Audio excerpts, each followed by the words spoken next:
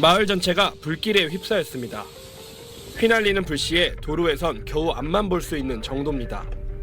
지난달 미국 캘리포니아에서 발생한 산불이 섭씨 40도를 오르내리는 폭염 속에 보름 넘게 이어지고 있습니다.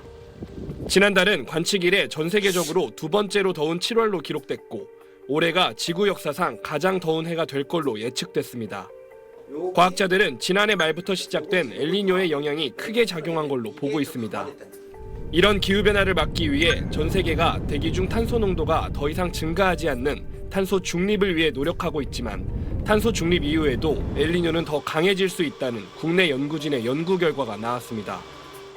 인류 활동으로 생긴 열의 90% 이상은 바다에 저장됩니다.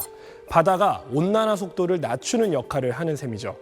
그런데 탄소 중립 상태가 되면 이때부턴 바다도 더 이상 열을 저장하지 않고 오히려 열을 식히게 됩니다. 특히 수심 100m 이상의 깊은 곳에 저장되어 있던 열이 방출되는데 이로 인해 동태평양 지역은 오히려 해수면 온도가 상승하면서 엘니뇨 현상이 늘어나는 겁니다. 연구진은 이른바 슈퍼 엘니뇨가 최대 80% 증가할 수 있다고 내다봤습니다. 저희 분석에서는 약 한 200년 넘게 이제 여전히 엘니뇨가 강해져 있는 것으로 나타났고요. 전문가들은 그럼에도 탄소 중립 시점을 당길수록 탄소 중립 이후에 기후가 돌아오는 시간도 짧아질 수 있다고 전망합니다. SBS 서동균입니다. 시뻘건 화염이 강풍을 타고 빠르게 번집니다. 화마는 집과 오토바이, 차량 등을 그대로 집어삼킵니다. 짙은 분진과 연기 속에서 힘겨운 진화 작업이 이어집니다. 현지 시간 11일 아테네 북쪽 35km 지역에서 시작된 산불이 강풍을 타고 계속 확산하고 있습니다. 잿더미로 변한 모습은 위성 사진에서도 선명하게 드러납니다. Πονάμε το μέρος αυτό, έχουμε μεγαλώσει εδώ στο δάσος. Πραγματικά νιώθουμε πολύ μεγάλη θλίψη και οργή. 불길은 사흘 만에 아테네 턱 밑인 중심부에서 불과 10km 떨어진 지역까지 접근했습니다. 25개 마을 주민 수천 명이 긴급 대피에 나섰습니다.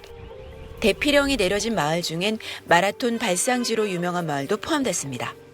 Στις 11.30 ώρα πήραμε το μήνυμα 112 και ήρθαν 3-4 αστυνομικά να μας πούνε να βγούμε οπωσδήποτε. 지금까지 한 명이 숨지고 주민 60여 명과 소방관 2명이 다쳐 병원에서 치료를 받고 있습니다. 병원 3곳의 환자들이 대피했고 일부 지역은 정전됐습니다. 그리스 당국은 소방관 700여 명과 소방차 200대, 살수 비행기 30여 대를 동원해 진화하고 있지만 역부족인 상황입니다. 유럽연합에 긴급 지원을 요청했고 이탈리아와 프랑스 등이 소방 장비와 인력을 급파했습니다. 그리스의 올 6, 7월 평균 기온은 역대 최고치를 경신했고 8월 들어서도 무더위와 가뭄이 이어지고 있습니다. 기후변화로 그리스 등 지중해 연안 국가에서 산불이 잦아지고 대형 산불도 증가하고 있다고 전문가들은 분석합니다. 파리에서 SBS 곽상은입니다. 한낮 서울의 한 전통시장. 더위를 식히려 설치한 증발 냉방장치에서 미세물 한 개가 뿜어져 나오지만 온도는 39도를 넘어섰습니다. 시장을 찾는 사람들이 지난해 여름보다 확연히 적다고 상인들은 말합니다. 손님양이 한 작년에 비해서 50% 정도는 준 것 같아요. 올해가 유난히 지금 작년보다 덥잖아요. 재화 소비를 나타내는 대표적 내수 지표인 2분기 소매 판매액 지수. 1년 전보다 2.9% 감소했는데 글로벌 금융위기 이후 가장 큰 폭으로 줄었습니다. 여기에 장기간 폭염은 소비를 더 위축시키고 있습니다. 많이 안 오세요. 지갑을 안 열어요. 경기가 너무 없으니까 그러죠.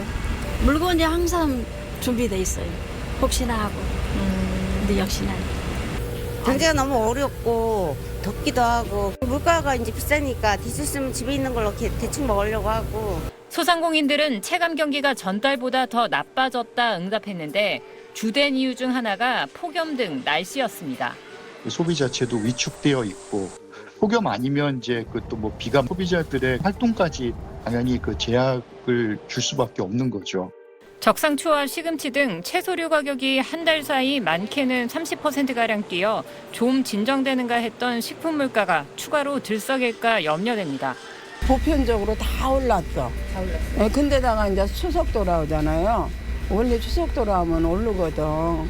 폭염이 농수산물 생육을 방해해 가격이 오르는 히트플레이션이 현실화되는 건데 이는 전 세계적 현상으로 폭염에 노동 생산성이 떨어지고 소비가 위축돼 세계 경제 성장이 0.8%포인트가량 위축될 거란 전망도 나왔습니다. SBS 유덕희입니다.